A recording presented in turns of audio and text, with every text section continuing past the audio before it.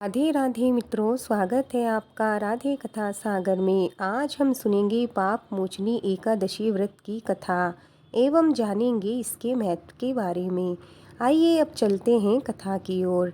धर्मराज युधिष्ठिर बोले, हे भगवान, मैंने फागुन माह की कृष्ण पक्ष की एकादशी का महात्म्य सुना। अब आप मुझे चैत्र माह के कृष्ण पक्ष की एकादशी के बारे में बतलाइए। इस एकादशी का नाम, इसमें कौन से देवता की पूजा की जाती है तथा विधि क्या है, सो आप मुझे विस्तार पूर्वक बताइए। श्री कृष्ण भगवान बोले, हे राजन, एक समय मंधाता ने लोमश ऋषि से ऐसा ही प्रश्न पूछा था। तब लोमश ऋषि ने उत्तर दिया कि हे राजन, चैत्र माह के कृष्ण पक्ष की एकादशी का नाम पाप मोचनी है। इसके व्रत के प्रभाव से मनुष्य के अनेक पाप नष्ट हो जाते हैं। इसकी कथा इस प्रकार है। प्राचीन समय में चैत्ररथ नामक एक वन था। उसमें अप्सराएं किन्नरों के साथ विहार किया करती थी। वहाँ सदैव बसंत का मौसम रहा करता था, अर्थात उस जगह सदा नाना प्रकार के पुष्प खिले रहते थे। सभी गंधर्व कन्याएं विहार किया करती थी। कभी देवेंद्र अन्य देवताओं के साथ क्रीड़ा किया करते थे। उसी वन में मेधावी नाम के एक ऋषि भी तपस्या में लीन रहते थे। वह शिव भक्त थे। एक दिन मंजू घोषा नामक एक अप्सरा ने उनको मोहित कर उनकी निकटता का लाभ उठाने की चेष्टा की। इसीलिए वह कुछ दूरी पर बैठ वीणा बजाकर मधुर स्वर में गाने लगी। उसी समय शिव भक्त महर्षि मेधावी को कामदेव भी जीतने का प्रयास करने लगे। कामदेव ने उस सुंदर अप्सरा के भ्रू का धनुष बनाया, कटाक्ष को उसकी डोरी बनाई और उसके नेत्रों को मंजू घोषा अप्सरा का सेनापति बनाया। इस तरह कामदेव अपने शत्रु भक्त को जीतने को तैयार हुआ। उस समय महर्षि मेधावी भी युवावस्था में थे और काफ़ी हष्टपुष्ट थे। उन्होंने यज्ञोपवीत तथा दंड धारण कर रखा था। वे दूसरे कामदेव के समान प्रतीत हो रहे थे। उस मुनि को देखकर कामदेव के वश में हुई मंजू घोषा ने धीरे धीरे मधुर वाणी से वीणा पर गायन शुरू किया। तो महर्षि मेधावी भी मंजू घोषा के मधुर गाने पर तथा उसके सौंदर्य पर मोहित हो गए। वह अप्सरा मेधावी मुनि को कामदेव से पीड़ित जानकर उनसे आलिंगन करने लगी। महर्षि मेधावी उसके सौंदर्य पर मोहित होकर शिव रहस्य को भूल गए और काम के वशीभूत होकर उसके साथ रमण करने लगे। काम के वशीभूत होने के कारण मुनि को उस समय दिन रात का कुछ भी ज्ञान न रहा और काफ़ी समय तक रमण करते रहे। तदुपरांत मंजू घोषा उस मुनि से बोली, हे ऋषिवर, अब मुझे बहुत समय हो गया है, अतः स्वर्ग जाने की आज्ञा दीजिए। अप्सरा की बात सुनकर ऋषि ने कहा, हे मोहिनी, संध्या को तो आई हो, प्रातःकाल होने पर चली जाना। ऋषि के ऐसे वचनों को सुनकर अप्सरा उनके साथ रमण करने लगी। इसी प्रकार दोनों ने साथ साथ बहुत समय बिताया। मंजू घोषा ने एक दिन ऋषि से कहा कि हे विप्र, अब आप मुझे स्वर्ग जाने की आज्ञा दीजिए। मुनि ने इस बार भी वही कहा, हे रूपसी, अभी ज़्यादा समय व्यतीत नहीं हुआ, कुछ समय और ठहरो। मुनि की बात सुन अप्सरा ने कहा, हे ऋषिवर, आपकी रात तो बहुत लंबी है, आप स्वयं ही सोचिए, मुझे आपके पास आए कितना समय हो गया, अब और ज़्यादा समय तक ठहरना क्या उचित है। अप्सरा की बात सुन मुनि को समय का बोध हुआ और वह गंभीरता पूर्वक विचार करने लगा। जब उन्हें समय का ज्ञान हुआ कि उन्हें रमण करते 57 वर्ष व्यतीत हो चुके हैं, तो उस अप्सरा को वह काल का रूप समझने लगे। इतना ज़्यादा समय भोग विलास में व्यर्थ चला जाने पर उन्हें बड़ा क्रोध आया। अब वह भयंकर क्रोध में जलते हुए उस तप नष्ट करने वाली अप्सरा की तरफ भुक्टी तान कर देखने लगे। क्रोध से उनके अधर कांपने लगे, इंद्रियां बेकाबू होने लगी। क्रोध से थरथराते स्वर में मुनि ने उस अप्सरा से कहा, मेरे तप को नष्ट करने वाली दुष्टा, तू महापापिन और बहुत ही दुराचारणी है। तुम पर धिक्कार है, अब तू मेरे श्राप से पिशाचनी बन जा। मुनि के क्रोध युक्त श्राप के कारण वह अप्सरा पिशाचनी बन गई। यह देख वह व्यथित होकर बोली, हे ऋषिवर, अब आप मुझ पर क्रोध त्याग कर प्रसन्न होइए और कृपा करके बताइए कि इस श्राप का निवारण किस प्रकार होगा।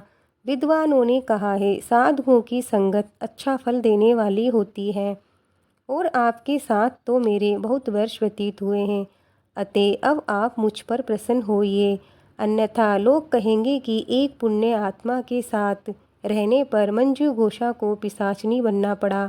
मंजू घोषा की बात सुनकर मुनि को अपने क्रोध पर अत्यंत ग्लानि हुई, साथ ही अपनी अपकीर्ति का भय भी हुआ। अतः पिशाचनी बनी मंजू घोषा से मुनि ने कहा, तूने मेरा बड़ा बुरा किया है, किंतु फिर भी मैं तुम्हें इस श्राप से मुक्ति का उपाय बतलाता हूँ। चैत्र माह के कृष्ण पक्ष की जो एकादशी, उसका नाम है पापमोचनी। उस एकादशी का उपवास करने से तेरी पिशाचनी की भय से मुक्ति हो जाएगी। ऐसा कहकर मुनि ने उसको व्रत का सब विधान समझा दिया। फिर अपने पापों का प्रायश्चित करने के लिए वह अपने पिता च्यवन ऋषि के पास गए।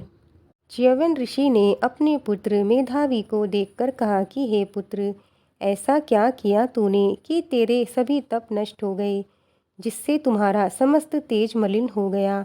मेधावी मुनि ने लज्जा से अपना सिर झुकाकर कहा कि पिताश्री, मैंने एक अप्सरा से रमण करके बहुत बड़ा पाप किया है। इसी पाप के कारण मेरा सारा तेज और मेरे सारे तप नष्ट हो गए हैं। कृपा करके आप इस पाप से छूटने का उपाय बतलाइए। ऋषि ने कहा, हे पुत्र, तुम चैत्र माह के कृष्ण पक्ष की पाप मोचनी एकादशी का विधि तथा भक्ति पूर्वक उपवास करो। इससे तुम्हारे सभी पाप नष्ट हो जाएंगे। अपने पिता च्यवन ऋषि के वचनों को सुनकर मेधावी मुनि ने पाप मोचनी एकादशी का विधि पूर्वक व्रत किया। उसके प्रभाव से उसके सभी पाप नष्ट हो गए। मजू घोषा अप्सरा भी पाप मोचनी एकादशी का उपवास करने से पिशाचनी की दय से छूट गई और पुनः अपना सुंदर रूप धारण कर स्वर्गलोक को चली गई। मित्रों, ये कथा यहीं पूर्ण होती है। भगवान विष्णु जी की कृपा आप सब पर बनी रहे। आइए अब हम सुनेंगे गणेश जी की कहानी। गणेश जी की कहानी सुने बिना हमें किसी भी कथा को सुनने का पूरा फल नहीं मिलता। आइए पूरा फल पाने के लिए हम गणेश जी की कथा सुनते हैं। एक बार बुढ़िया माँ थी, उसके एक छोटी सी पोती थी। एक बार गणेश जी का मेला भरा तो लड़की ने अपनी दादी से कहा, दादी माँ, मैं भी मेले में जाऊंगी। दादी माँ ने कहा, बेटा तुम अभी छोटी बच्ची हो, तुम्हें कौन संभालेगा, मेले में दब दबा कर मर जाओगी। पर वो नहीं मानी। हार कर दादी माँ ने 4 लड्डू चूरमे के बनाकर लड़की के साथ बांध दिए और कहा, बेटा पहले विनायक जी के भोग लगाना, फिर तुम खा लेना। लड़की गणेश जी के मंदिर जाकर बैठ गई और कहने लगी, हे विनायक जी, 2 लड्डू तुमको, 2 लड्डू मुझको। आप खाओ तो मैं भी खाऊं, आप खाओ तो मैं भी खाऊं। इस प्रकार बोलते बोलते उसे शाम हो गई। मेला अब बिछड़ने लगा था, लेकिन गणेश जी लड्डू खाने नहीं आए। लड़की ने फिर गणेश जी से करुणा में पुकार की, आप लड्डू खा लो, मैं अपने घर भी जाना चाहती हूँ, मेरी दादी मेरी राह देख रही होगी। विनायक जी उसकी सच्ची भक्ति देखकर प्रभावित हो गए और बोले, लाओ बेटा लड्डू खिला दो। लड़की ने गणेश जी को अपने हाथों से लड्डू खिलाया। तब गणेश जी ने कहा, बेटा कुछ मांग लो। लड़की ने कहा, मुझे तो मांगना नहीं आता। गणेश जी ने कहा, कुछ भी मांग लो। लड़की ने कहा, ठीक है, दे दीजिए। गेहूं की गाड़ी दो, घी का चूरू दो, रिमझिम करते सिर से पांव तक गहने दो, चटके की चाल दो, पटके की मोद दो, दादी की आंखें दो, महल मलिया जाली झरोका दो, पूत पालने साई सेज में गोद भतीजा, थली भरी जूतों की दो, कोने भरी लाठी की, गाय गवाड़े भैंस बाड़े दो, दूध कढ़ाई चढ़ने को रथ, सोने के लिए सोने का पलंग दो। गणेश जी ने कहा, बाई तू तो कह रही थी तुम्हें मांगना नहीं आता, दुनिया भर का सुख तुमने मांग लिया। लड़की ने कहा, देव तो इतना ही दो, नहीं तो मुझे कुछ मत दो। गणेश जी ने कहा, आंखें बंद करो। लड़की ने आंखें बंद की तो उसके वैसा ही हो गया। इधर दादी को चिंता हो रही थी। मेले में जाकर आने वालों से पूछ रही थी, अरे मेरी पोती को देखा है क्या, लेकिन किसी ने भी हाँ नहीं भरी। रात होने को आई और अब तक भी मेरी पोती नहीं आई। अगर उसे कुछ हो गया तो मैं छत पर चढ़कर मर जाऊंगी। तभी लोगों ने कहा, बुढ़िया देख, तेरी लड़की रथ पर चढ़ी रिमझिम करती चली आ रही है। तभी उसकी दादी की आंखों में रोशनी भी आ गई। उसने अपनी पोती से पूछा, ये सब कैसे हुआ? लड़की ने कहा, गणेश जी टूटे हैं दादी माँ। हे गणेश जी, उस लड़की को टूटे वैसे सब पर टूटना, सब पर अपनी कृपा बनाए रखना। मित्रों, ये कथा यहीं पूर्ण होती है। भगवान गणेश जी की कृपा आप सब पर बनी रहे।